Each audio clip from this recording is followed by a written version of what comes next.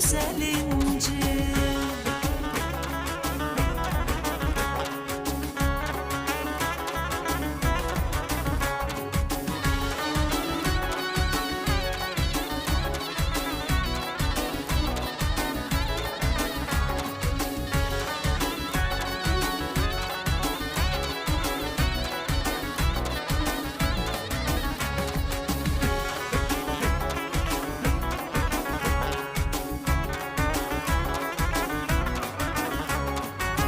Arzuların açsın çiçek, yarı güzel yarı göyçek, bezeh vurup inci düzek, saadetten libas biçek, bezek vurak inci düzek, saadetten libas biçek. Ay çiçekten gülden incem, ay hayalım gül düşüncem, ay sevdiğim ay şirincem, incim incim ay sevincim, güzel kızım ay şirincem, incim incim ay sevincim, incim incim ay sevincim, ay mirvarim dürrüm incim, incim incim ay sevincim, hoşbəxt olasan ay güzel incim.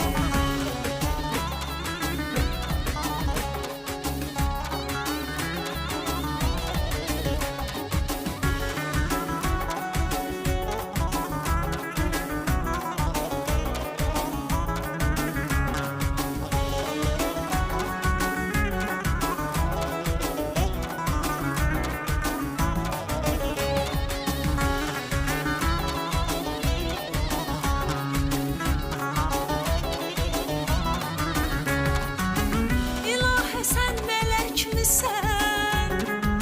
Bir sehirli lelek misin?